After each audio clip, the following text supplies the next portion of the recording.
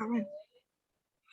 Padre Santo, gracias porque estamos reunidos en tu nombre, Señor, porque sabemos que tú nos cuidas y nos proteges, Señor, porque esta reunión no sería ninguna reunión importante si no fuera porque tú estás aquí, Señor. Te recibimos en tu presencia, Señor. Queremos ser transformados y cambiados por tu presencia, Señor, y que podamos llevar el Evangelio y el reino a donde tú quieras que lo llevemos, Señor.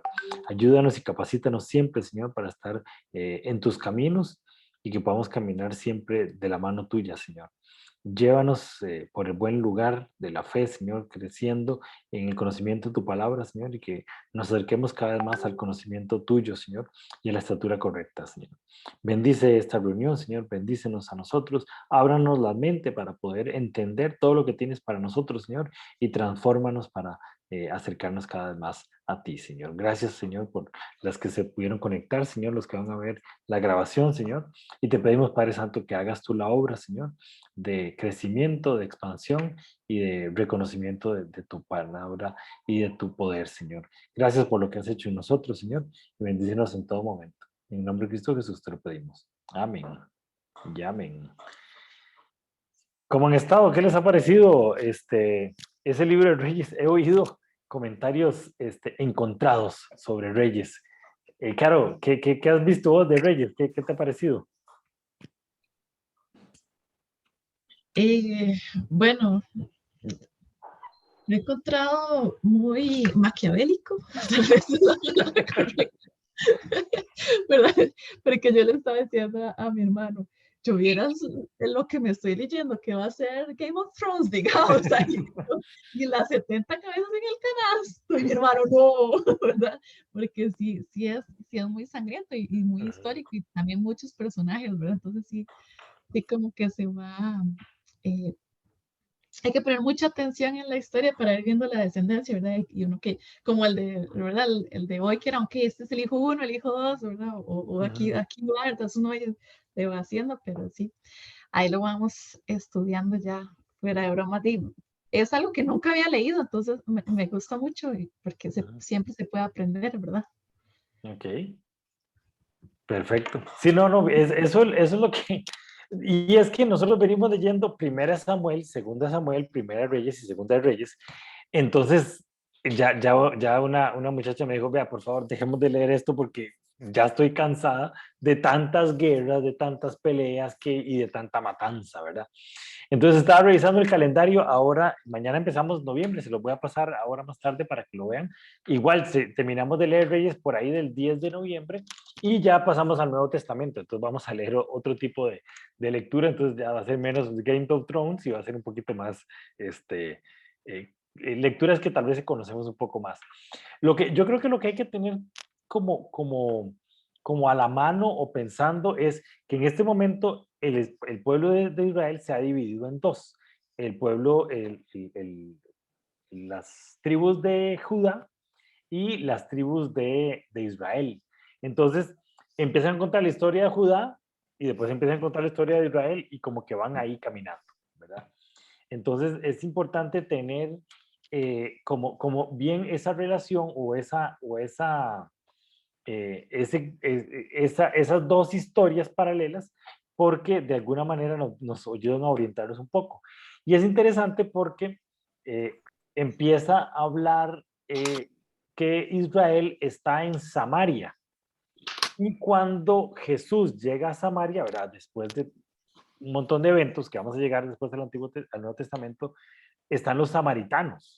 Y los samaritanos y los judíos no se llevan para nada, ¿verdad? Yo no sé si recuerdan esos pasajes de Jesús con la samaritana y que fue la gran cosa. ¿Por qué? Porque un judío está hablando con una samaritana. Bueno, cuando empezamos a ver estas rencillas que se tienen el reino de Israel con el reino de Judá, uno empieza a ver a dónde es que tiene que ver o por dónde es que tiene que ver esa parte ahí de esas rencillas entre los samaritanos y los judíos, ¿verdad? Entonces, hay un poquito de lo que se ve en esto, pero lo que estuvimos viendo la semana pasada son libros históricos, ¿verdad? O sea, todas esas historias que están ahí efectivamente sucedieron y hay estudios arqueológicos que muestran ese montón de reyes y ese montón de descendencia y ese montón de matanzas, ¿verdad? Pero dentro de todas esas historias hay una intención de parte del escritor que de alguna manera modela la manera en que está escrita, ¿verdad? Porque a veces es, rey hizo las cosas de acuerdo a lo que Dios quería hacerlas, pero sus comentarios sus crónicas están escritas en este otro libro. Y continúe con el siguiente rey. Y a veces escriben muy poquito y son reinados que duraron 49 años, 12 años. Y a veces es un reinado muy pequeñito, pero cuentan una gran historia. Entonces uno dice, a veces hay reyes que no les dejaron mucho tiempo y hay otras historias que son importantes. Entonces uno ve la intención que hay en el escritor de hablar sobre ese personaje específico o sobre esa historia específica, ¿verdad? Y entonces uno se da cuenta que no es así como nada más están contando la historia, sino tienen que contarnos algo en el que nosotros nos vemos identificados y que de alguna manera nosotros nos veamos relacionados, ¿verdad? Entonces, no hay que perder de vista eso, que al final de cuentas, ¿qué es lo que están contándonos y cómo eso va a ayudarme en mi vida y cómo va a ayudarme en el día de hoy? ¿Cómo puedo aceptarme al día de hoy? Y obviamente no tiene nada que ver con matanzas, sino tiene nada que ver con todo ese rencillas que hay en esos dos reinos que están contándonos en este momento. Entonces, sobre eso, y hay una historia que Aníbal me escribió y me dijo, Esteban, cuénteme una cosa, ¿qué tiene que ver esa historia que está ahí en la Biblia o en las historias que estamos leyendo en Reyes, que tiene de importante y por qué está ahí? Y no la entendí muy bien, ¿verdad? Porque es una historia que como que pasa así como en un paréntesis y después continúa. Yo le hice una explicación y como siempre Kenia me puso a raya y me dijo, no, eso no tiene nada que ver, estudie y ve a ver cómo está el asunto, ¿verdad? Entonces vamos a hablar sobre ese tema. Y tiene mucho que ver con el que estuvimos hablando la semana pasada. El estudio de esta semana se llama Aprendiendo a trabajar para Dios. Porque la semana pasada recuerdan que estuvimos hablando sobre Eliseo y cómo el manto de Elías pasó sobre Eliseo y cómo eso de alguna manera era una relación en cómo nosotros empezamos a trabajar en nuestro propósito y en lo que Dios nos puso a nosotros. Entonces, recuerden que hablamos sobre el segundo manto que tiene que ver con el propósito de Dios y estuvimos hablando sobre los dones. Entonces, Teito, si quieres leernos a Efesios 7:12. Ok. Efesios 4:7-12. Pero a cada uno de nosotros fue dada la gracia conforme a la medida del don de Cristo. Por lo cual dice, subiendo a lo alto, llevó cautiva la cautividad y dio dones a los hombres. Recuerden que sobre este versículo estuvimos hablando y los dones que habla en este pasaje de Efesios son lo que llamamos los dones ministeriales, que los hemos visto varias veces aquí en este grupo y de alguna manera es la primera lista de dones que son muy importantes porque aquí dice que fue dado por Cristo. Son dones dados por Cristo, eso es muy importante. Y fue Cristo el que dio esos dones, que son 5, los vimos la semana pasada: apóstol, profeta, evangelista, pastor y maestro, ¿verdad? Y de alguna manera es la primera lista que se ve ahí sobre los dones, pero hablar de los dones es hablar del trabajo para Dios, ¿verdad? Y son un regalo de Dios. Entonces hay otras listas importantes donde podemos ver lo que son los dones del Espíritu Santo y los dones motivacionales. Esas son las tres listas grandes que hay en los dones, ¿verdad? Entonces, por ejemplo, los dones del Espíritu Santo están ahí en 1 Corintios. Carolina, si quieres nos puedes leer 1 Corintios 12, del 4 al 11. Ahora bien, hay diversidad de dones, pero el Espíritu es el mismo. Y hay diversidad de ministerios, pero el Señor es el mismo. Y hay diversidad de operaciones, pero Dios, que hace todas las cosas en todos, es el mismo.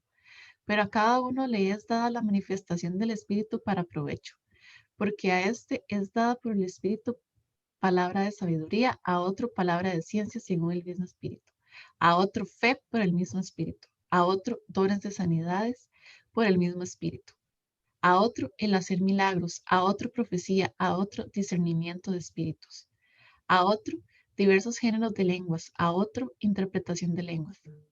Pero todas esas cosas les hace uno y el mismo Espíritu, repartiendo cada uno en particular como Él quiere. Entonces, esa es la otra lista del Espíritu Santo. ¿Por qué? Porque vemos ahí que es el Espíritu Santo el que está dando estos dones. Igual todos vienen de Dios y todos vienen con una misma intención, pero los anteriores eran los dones ministeriales dados por Jesús. Esta otra lista que vemos aquí es los dones del Espíritu Santo, que son en otra línea de esos dones del Espíritu Santo. Y lo que yo les decía, la diferencia entre esta lista y la anterior es que, por ejemplo, el don de sanidad. El don de sanidad es un don muy específico que, por ejemplo, tiene que ver con normalmente con la imposición de manos. Entonces, si alguien está enfermo, una persona que tiene el don de sanidad impone las manos y esa persona se sana. Eso no quiere decir que a todas las personas que esté tocando están sanándose a todo el mundo. No, es cuando el Espíritu Santo toma lo que uno está haciendo y se manifiesta ese don. Diferente a los dones ministeriales, que los dones ministeriales es como un sombrero que uno se pone y siempre lo anda puesto. Si uno tiene el don de enseñanza, uno, aunque no esté hablando cosas de la iglesia o cosas religiosas, sigue teniendo ese don de enseñanza. No es que uno se quita y se pone el don de enseñanza, sino siempre lo tiene puesto, ¿verdad? Diferente a estos dones del Espíritu Santo, que son específicamente, empieza con sabiduría, palabra de ciencia, fe, sanidad, milagros, discernimiento de espíritus, lenguas, interpretación de lenguas, y eso es como la lista de dones del Espíritu Santo. Y después tienen los dones motivacionales, que son los dones que se mueven de acuerdo a de acuerdo a lo que a uno le gusta hacer de alguna forma, ¿verdad? ¿Cómo estás, Dixie? Hace días que no te había dicho que te veo por aquí. Si quieres leernos ahí Romanos 12, del 6 al 8.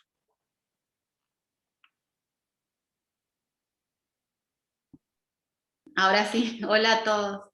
Sí, tenía tiempo, andaba afuera, pero ya, de nuevo y a ponerme al día. Perfecto. Romanos 12, 6 al 8.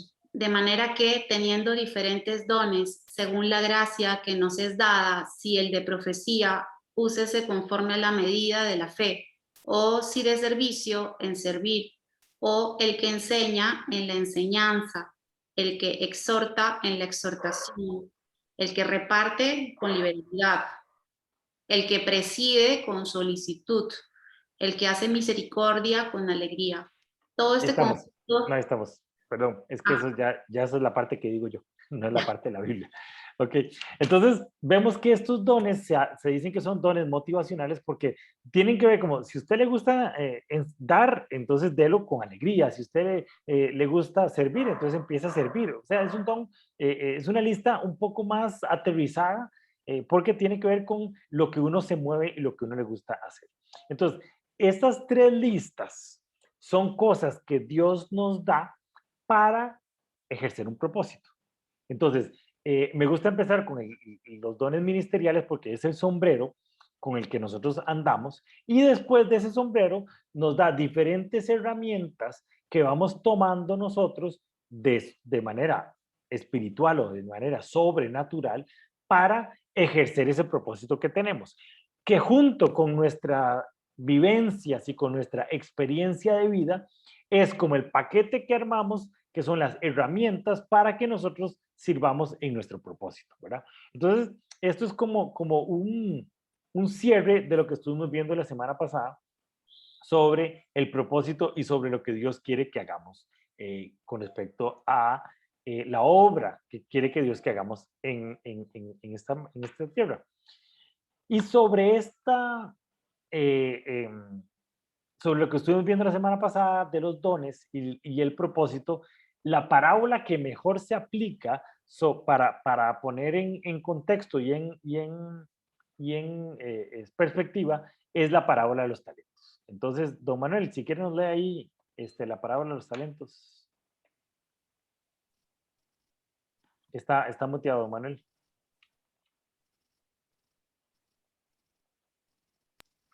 Ahora sí. Ok. ¿Me escucha ahí?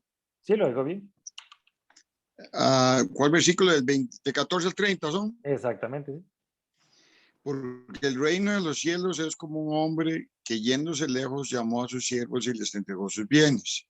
A uno dio 5 talentos, a otros 2 y a otro 1, a cada uno conforme a su capacidad. Y luego se fue lejos. Y el que había recibido 5 talentos fue y negoció con ellos y ganó otros 5 talentos. Asimismo, el que había recibido 2 ganó otros 2. También ganó otros 2. Pero el que había recibido 1 cavó en la tierra y escondió el dinero de su señor. Después de mucho tiempo vino el señor de aquellos siervos y arregló cuentas con ellos. Y llegando el señor que había recibido 5 talentos, trajo otros 5 talentos diciendo, Señor, 5 talentos me entregaste, aquí tienes, he ganado otros 5 talentos sobre ellos. Y su señor le dijo, bien, buen siervo y fiel, sobre poco has sido fiel, sobre mucho te pondré, entra en el gozo de tu señor. Llegando también el que había recibido 2 talentos, dijo, Señor, 2 talentos me entregaste, aquí tienes, he ganado otros 2 talentos sobre ellos. Su señor le dijo, bien, buen siervo y fiel, sobre poco has sido fiel, sobre mucho te pondré. Entra en el gozo de tu señor. ¿Perdón? Pero llegando también el que había recibido un talento, dijo, Señor, te conocía que eres un hombre duro, que ciegas donde no sembraste y recoges donde no esparciste, por lo cual tuve miedo. Y fui y escondí tu talento en la tierra. Aquí tienes lo que es tuyo. Respondiendo su señor le dijo, siervo malo y negligente, ¿sabías que ciego donde no sembré y que recojo donde no esparcí? Por tanto, debías haber dado mi dinero a los banqueros y al venir yo hubiera recibido lo que es mío con intereses.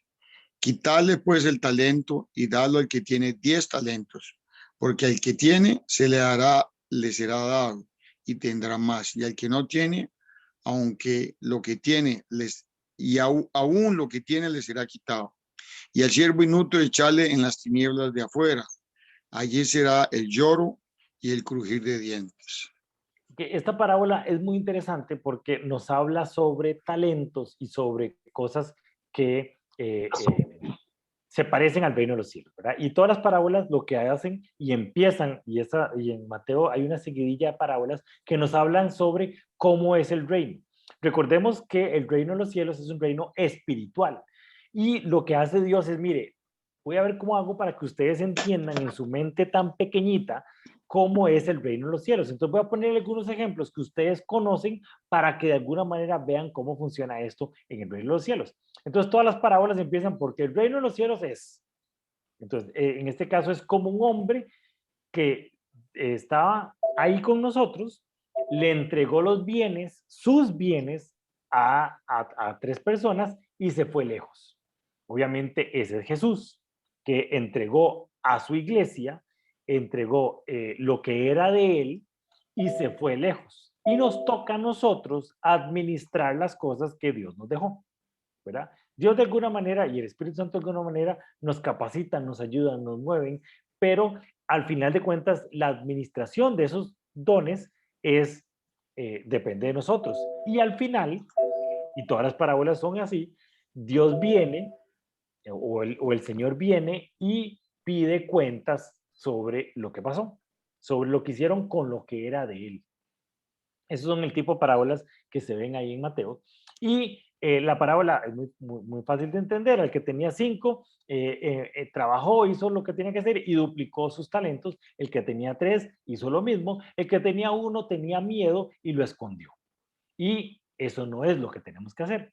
Y al final de cuentas, Dios le dice, bueno, váyase y ya no quiero nada que ver con usted, ¿verdad?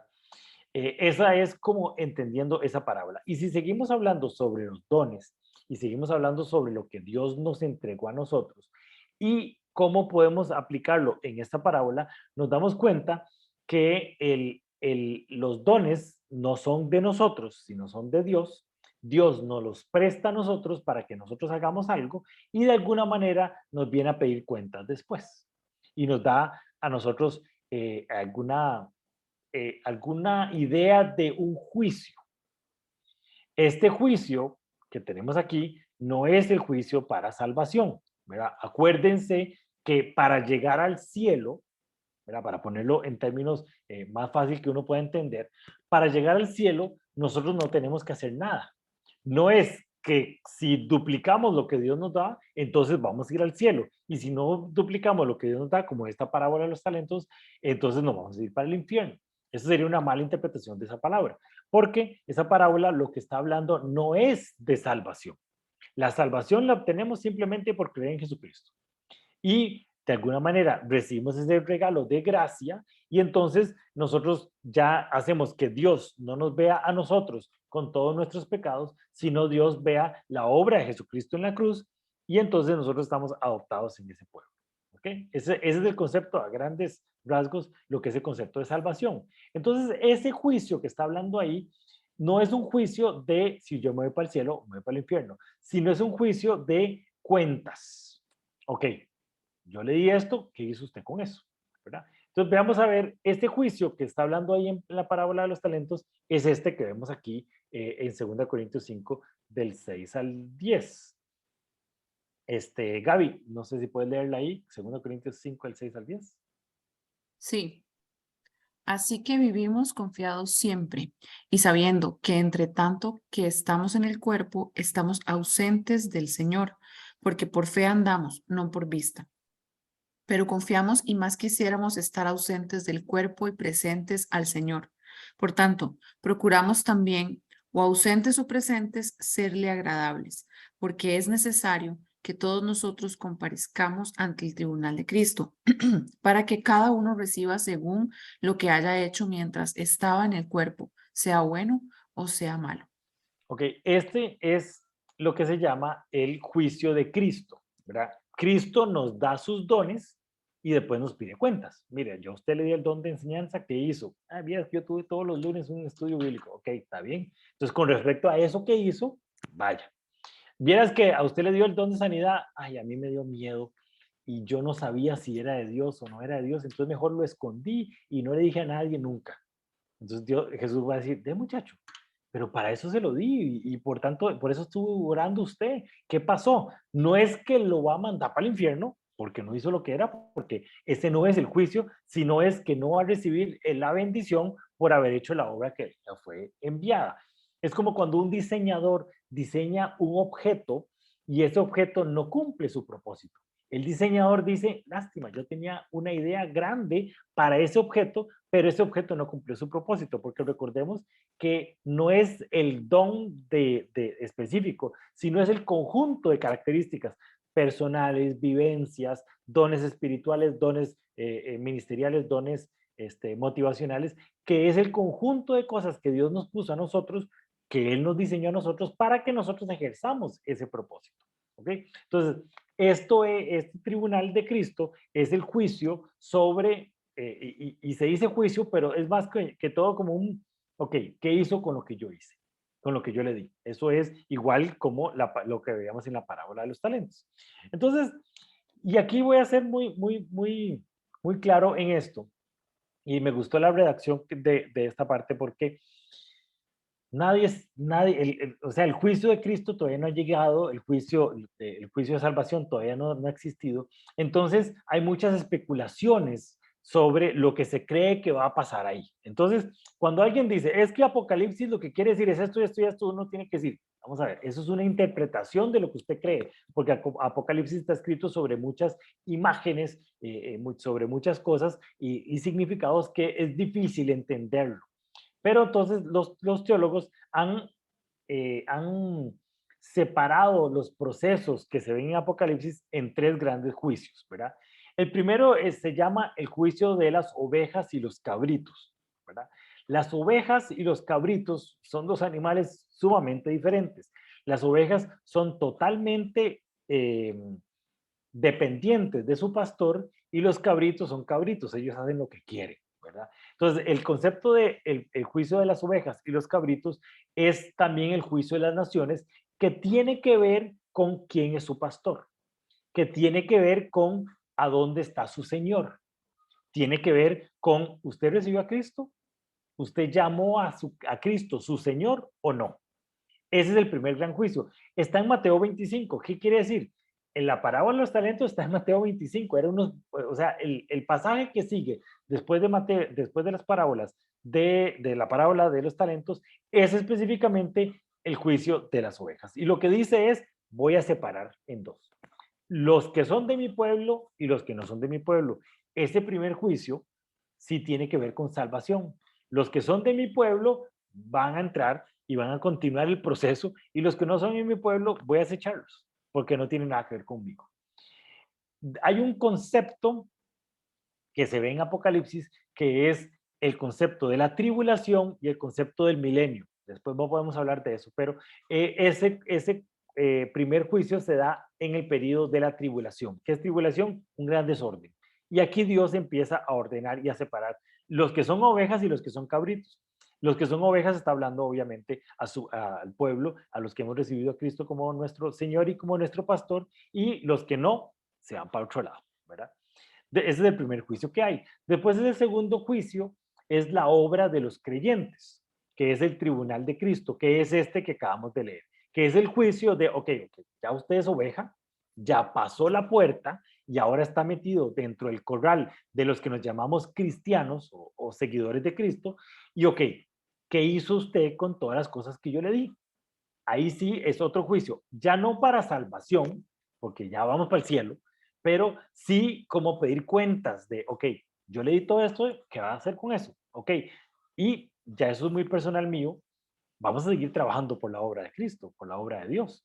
Entonces, de alguna manera, ok, lo que usted hizo, entonces voy a promoverlo y voy a darle ciudades, voy a darles galaxias, un montón de cosas, pero ya eso tiene mucho que ver con la especulación de uno. Pero ese segundo juicio es sobre la obra de los creyentes. Y el tercer juicio es el gran juicio del trono blanco, que es en Apocalipsis 20, y ese sí habla sobre los incrédulos y los que van a ser juzgados por la obra del enemigo, y ahí sí el eterno lago de fuego, que en otros momentos es lo que se llamamos como el infierno. ¿Ok?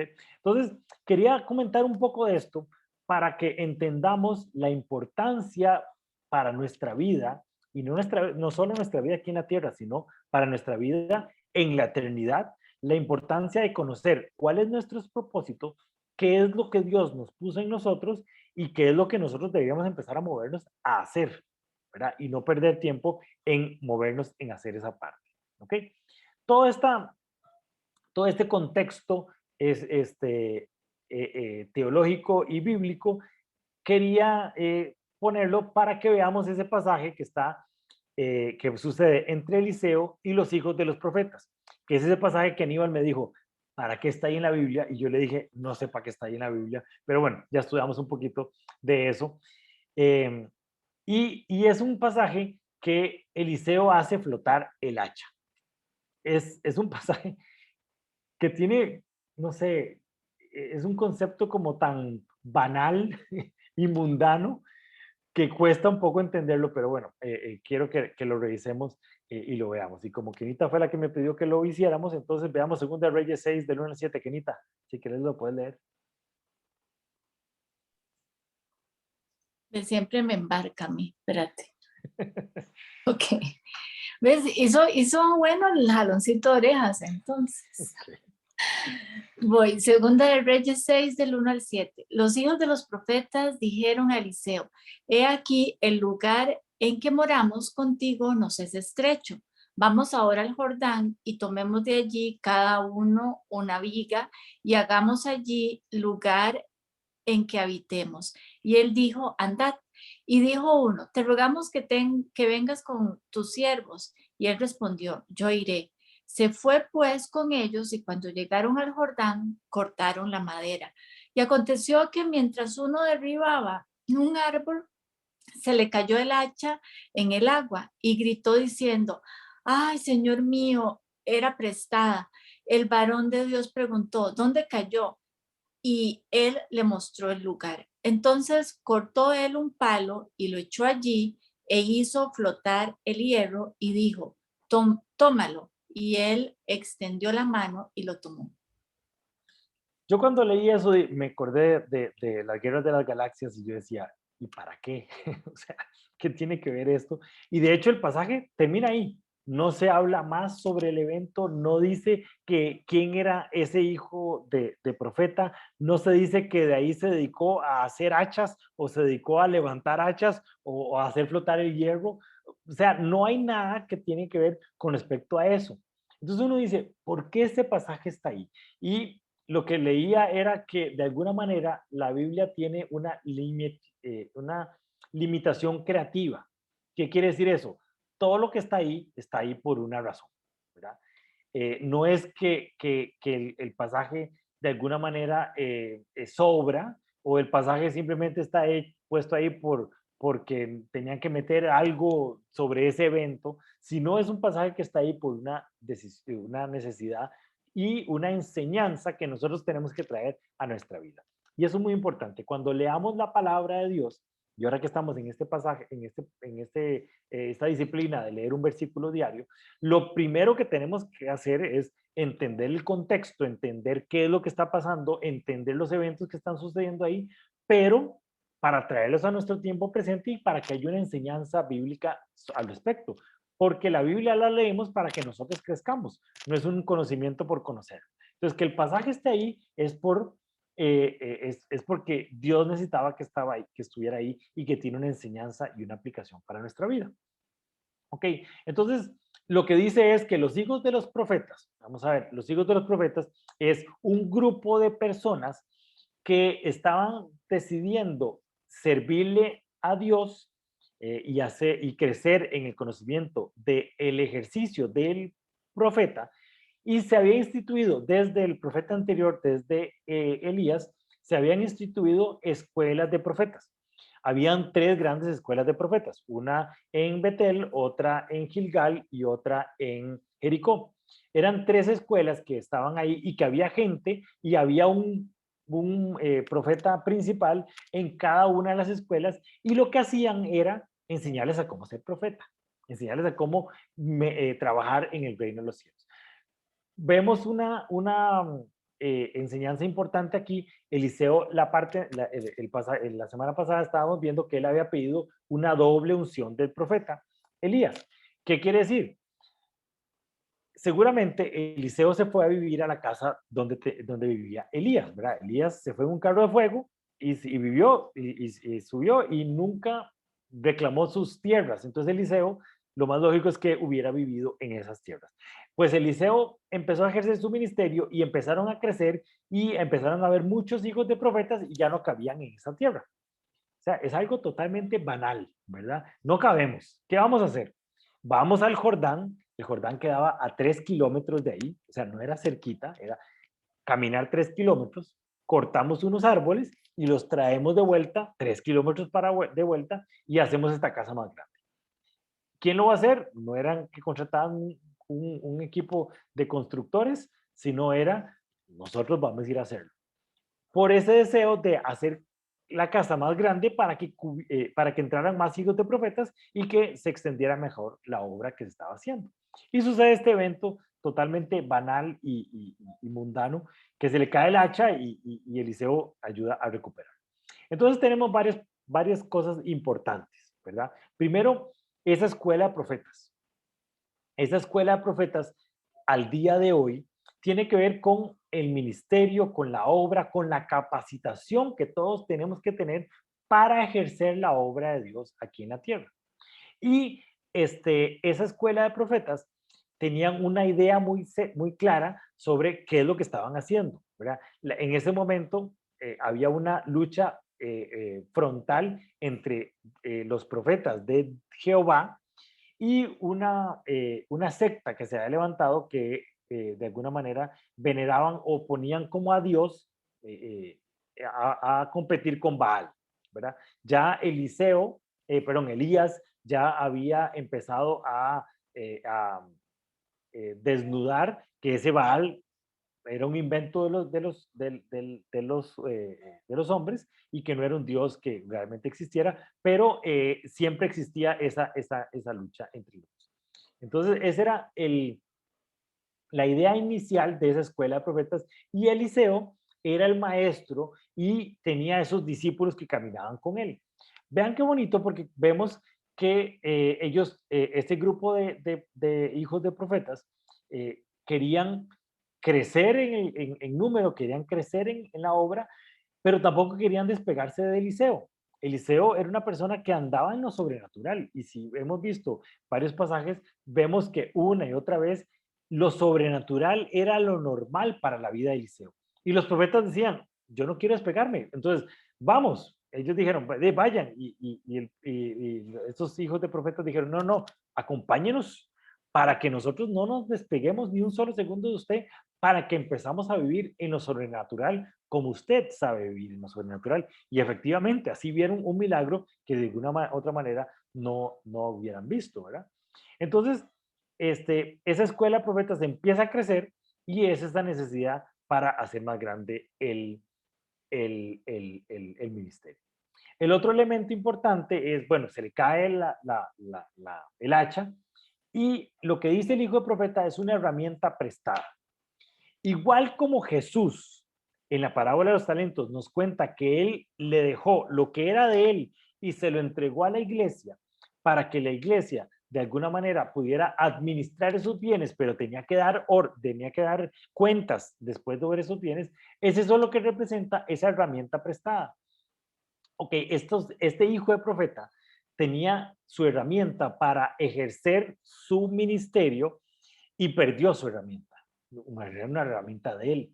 Igual que nosotros tenemos que entender que los dones que Dios nos da no son dones de nosotros. No es que nosotros hacemos lo que queramos con esos dones. No, son herramientas prestadas que después tenemos que devolver, y no solo tenemos que devolver, sino tenemos que devolver y dar un informe de qué fue lo que hicimos con esas herramientas prestadas. Entonces, el concepto de herramienta prestada es muy importante, porque de alguna manera nos da a entender esa idea de que Jesús nos dio a nosotros dones, pero nosotros tenemos que dar cuentas.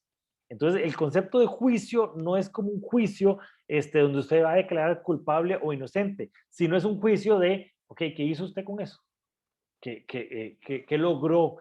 ¿Hasta dónde pudo llegar? ¿Hasta dónde llegó su fe? ¿Verdad? Y entregársela al verdadero dueño, que es Jesucristo, ¿verdad?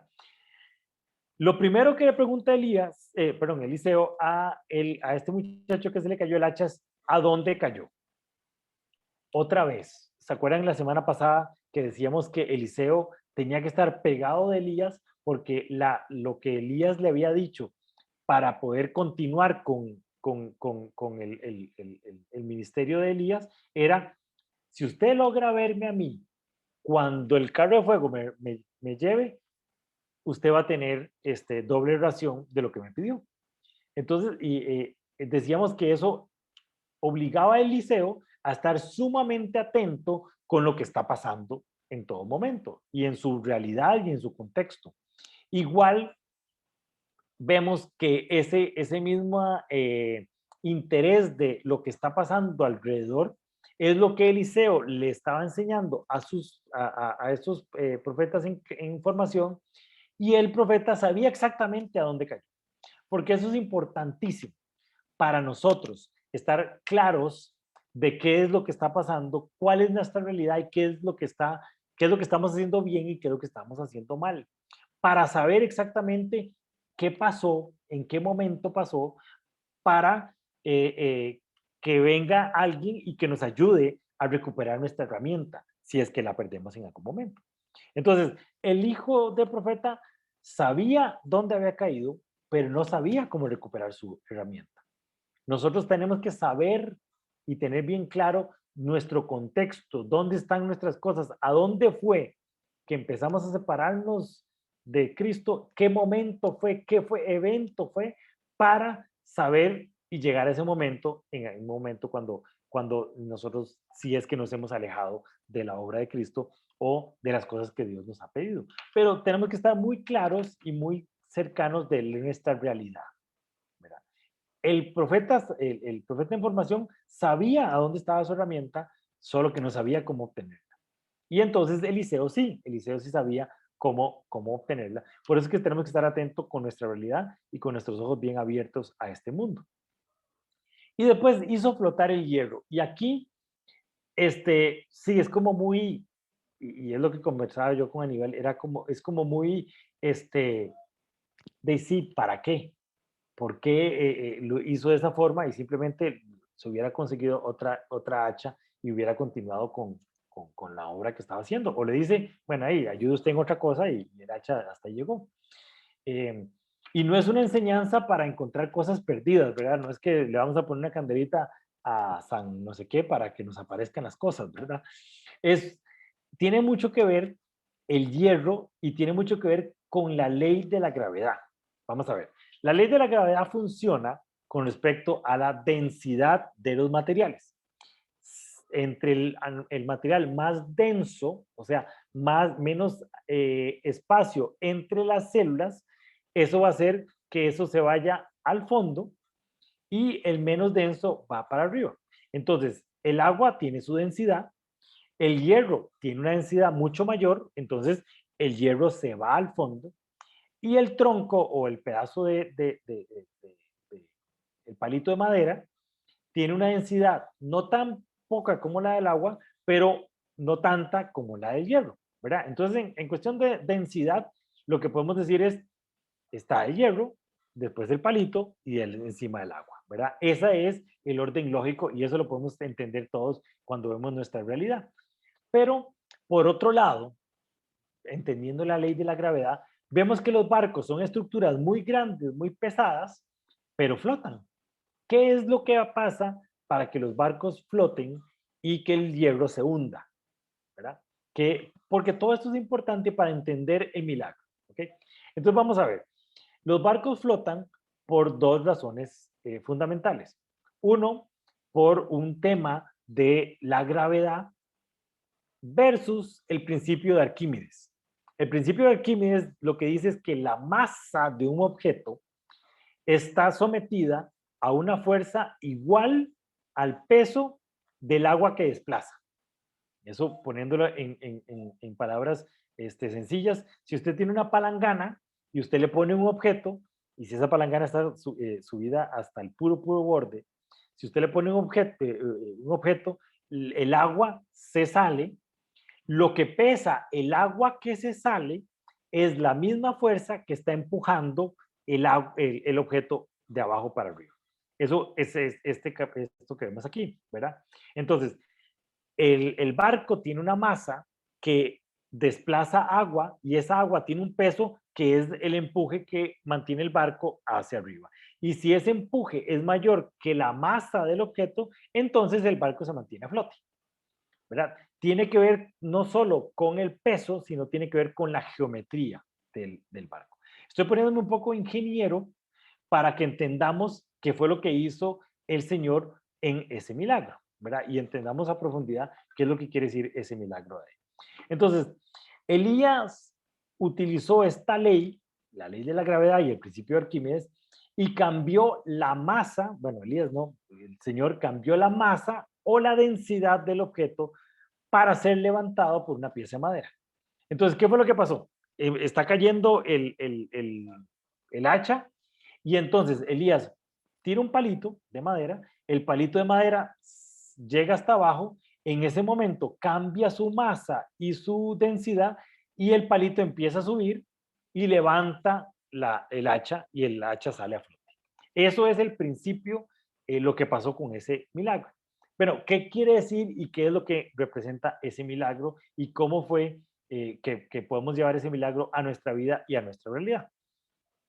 El asunto con el agua, y es un tema que el Señor me estuvo hablando estos días, el agua es un elemento muy especial en la tierra y el agua tiene propiedades que solo el agua tiene con respecto a otras cosas, a otros líquidos. El agua no cumple la totalidad de propiedades que otros líquidos sí cumplen, ¿verdad? Entonces yo creo que el agua y Dios tienen ahí como un convenio medio extraño y Jesús utiliza muchas veces el agua para realizar milagros impresionantes, ¿verdad? Con la tormenta, con las mareas, con los peces y en este caso con Pedro y cómo se mantiene Pedro a flote que es un pasaje muy parecido a lo que pasó con el hacha. Entonces, don Álvaro, si nos puede leer ahí Mateo 14, el 29 al 31. Mateo 14, 29 al 31. Ven, dijo Jesús. Pedro entonces bajó de la barca y comenzó a caminar sobre el agua en dirección a Jesús.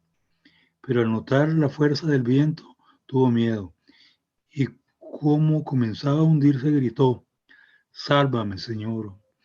Al momento Jesús lo tomó de la mano y le dijo, qué poca fe tienes. ¿Por qué dudaste? Vamos a ver, otra vez, ¿por qué es que Pedro se mantiene a flote? Había un chiste que decía, porque andaba caminando por las piedritas. No, no era por eso.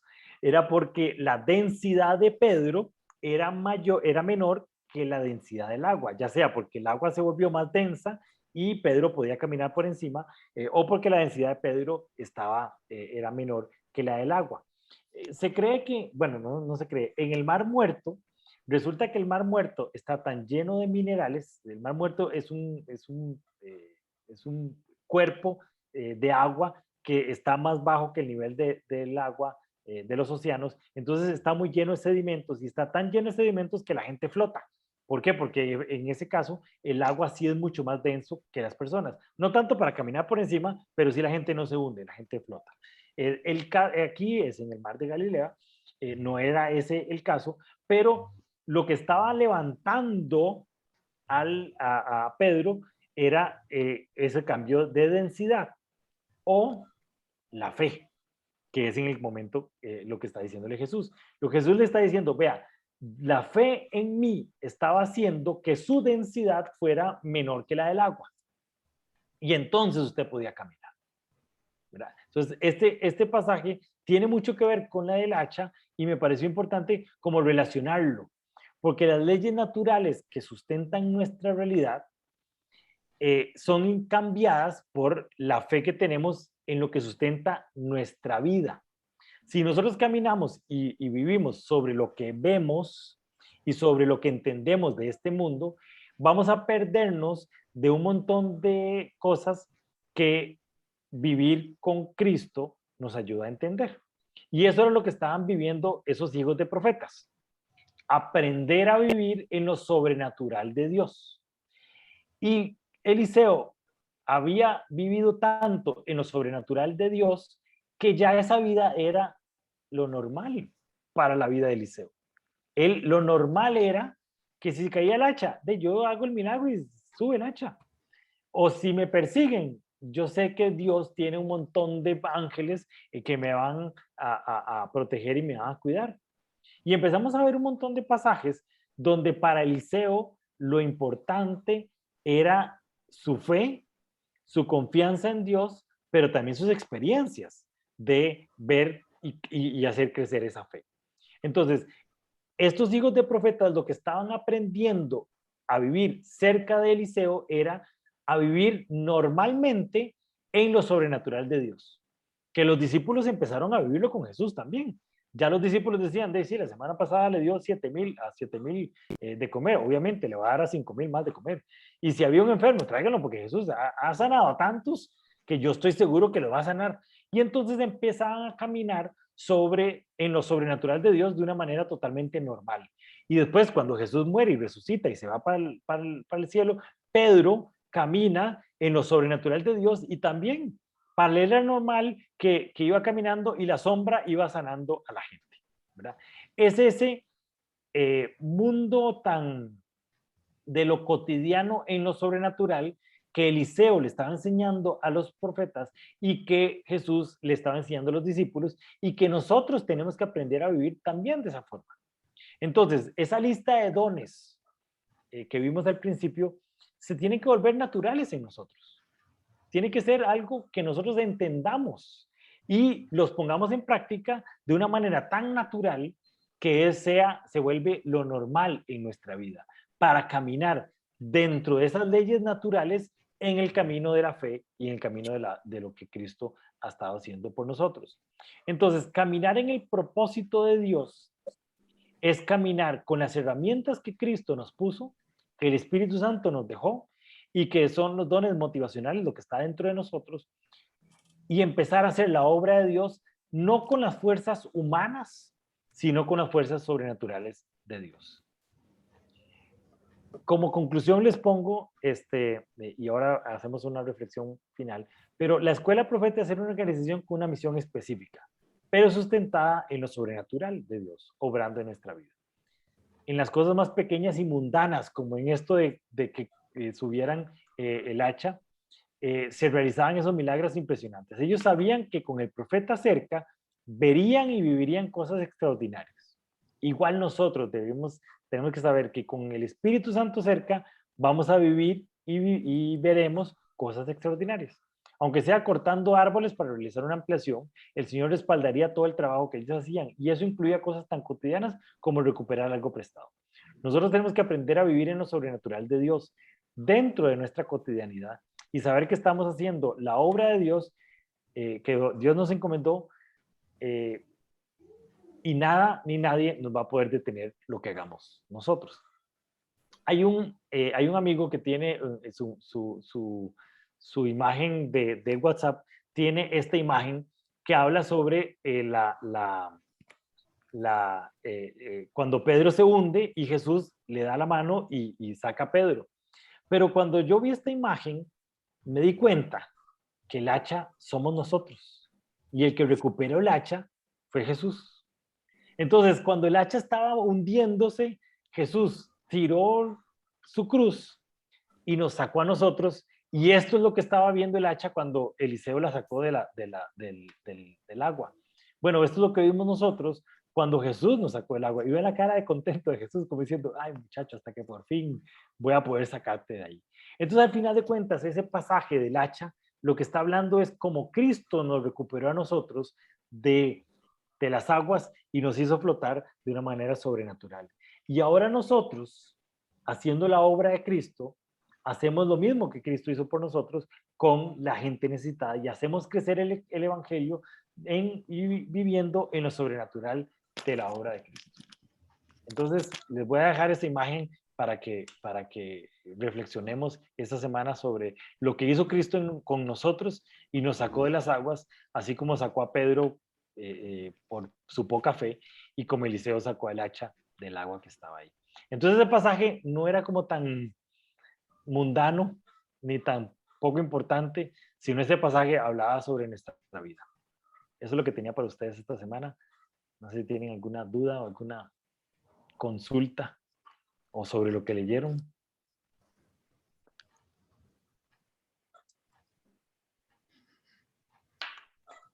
Quería hacer un comentario. Dígame, doña Gaby. Es que me parece muy, muy curioso y muy bonito porque yo estuve estudiando este pasaje de 2 Corintios 2:9 que dice, ningún ojo ha visto, ningún oído ha escuchado, ninguna mente humana, bueno, depende de la versión, ¿verdad? Ninguna mente humana ha concebido lo que Dios ha preparado para quienes lo aman. Y porque, digamos, a veces este pasaje se usa mucho como para, ¿verdad? Como para animar o motivar, ¿verdad? A que lo que Dios tiene preparado para nosotros es algo que ni siquiera ha llegado a nuestro corazón o ni siquiera lo imaginamos y demás. Pero estudiando a profundidad, que eso es verdad, digamos, al final de cuentas, es verdad que lo que el Señor prepara para nosotros muchas veces resulta mucho más allá de lo que imaginamos y mucho mejor de lo que imaginamos, ¿verdad? Pero estudiando profundamente me hacía mucho clic con lo que estabas contando ahora, porque de lo que estuve leyendo, tanto antes y después de o sea, los versículos antes y los versículos después, hablan de cómo Dios, por medio de su Espíritu, nos revela las cosas más profundas, ¿verdad? Las cosas más profundas de Dios, y que este pasaje está relacionado a justamente vivir en lo sobrenatural del Espíritu Santo, ¿verdad? A que no hemos visto por nuestra propia capacidad, ningún ojo humano, ningún oído, ninguna mente humana, ¿verdad? Puede o ha escuchado, pero más adelante, ¿verdad? Es Pablo, ¿verdad? De 1 Corintios es Pablo. Pero más adelante dice, ¿verdad? Pero nosotros no hemos recibido el espíritu del mundo, sino el espíritu de Dios, y ni siquiera los hombres mismos conocen, estoy parafraseando, ¿verdad? Conocen los pensamientos del ser humano, sino que su propio espíritu que está en él, ¿verdad? Y nadie más conoce los pensamientos de Dios, sino el espíritu de Dios. Pero nosotros hemos recibido el espíritu de Dios, entonces a partir de ahí dice, para que con ese espíritu entendamos lo que por su gracia nos ha sido concedido. Entonces, cuando contabas todo esto al final, la conclusión y demás, me hacía como todo el clic, ¿verdad? Porque es como una confirmación, por decirlo de alguna manera, de lo que había estado como leyendo, estudiando, de que de verdad nosotros no podemos, si nos enfocamos en caminar como el mundo camina, entonces ningún ojo, ningún oído, ni nada, ¿verdad? Va a poder conocer lo que Dios ha preparado, pero a través del Espíritu sí podemos conocer e ir viviendo en eso sobrenatural. Y bueno, el pasaje es como mucho más largo de lo que estudié, pero al final es eso. Y lo último que decía es como el que no tiene el Espíritu no acepta lo que procede del Espíritu de Dios, ¿verdad? Estas cosas que parecen como locas e irracionales. Es más, dice, pues para él es locura. No puede entenderlo porque hay que discernirlo espiritualmente. Entonces quería comentar eso porque, y no sé si lo quieren leer como para ampliar, es 2 Corintios. No, 1 Corintios 2. Sí, me parece lindísimo porque sí, habla sobre caminar en lo sobrenatural cuando andamos en el espíritu. Y el caminar en lo sobrenatural a veces es un proceso que es muy personal y no todo el mundo lo ve. Y entonces, por ejemplo, pasan este tipo de milagros y hay gente que minimiza esos milagros y hay gente que o no los entiende o simplemente no los cree, ¿verdad? Y a veces los milagros se describen y la palabra que usa la Biblia es no solo milagros, sino señales. Y las señales lo que están haciendo es señalando a Dios. Pero muchas veces la gente que no tiene fe simplemente no ve esas señales y simplemente las ignora o no les pone atención. Y entonces caminar a veces en lo sobrenatural es un proceso un poco solo, porque uno ve el milagro y uno recibe ese gran regalo y uno está todo emocionado y se lo comenta a todo el mundo y la gente a veces dice, ah, sí, sí, muy bonito, sí, sí. Y sigue adelante, ¿verdad? Y uno dice, pero Dios cambió toda la naturaleza y hizo esto.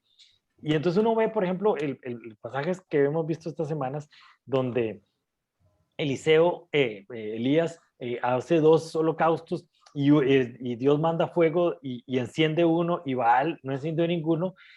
Y aún así, años después, sigue habiendo gente siguiendo a Baal. Entonces uno dice, ¿pero por qué? Si no vieron el milagro, clarísimo, donde Dios tiró fuego y el otro madre no hizo nada, porque no existe. No, simplemente no quiso y siguen creyendo en Baal. Entonces se vuelve un asunto de fe. Y el caminar en la obra de Dios es que usted camine y que usted entiende y que usted visualice eso, ¿verdad? Entonces, a veces Dios le abre los ojos a uno y uno dice, wow, ese milagro fue impresionante. Y al de la par dice, ah, mira qué fácil. Y uno dice, pero fue una cosa impresionante. Pero sí, es caminar en las cosas de Dios y ver a Dios en todo lo que pasa, ¿verdad? Definitivamente. Muchas gracias, Gaby, por compartirlo. No sé si tienen alguna pregunta, alguna duda. Listo, entonces.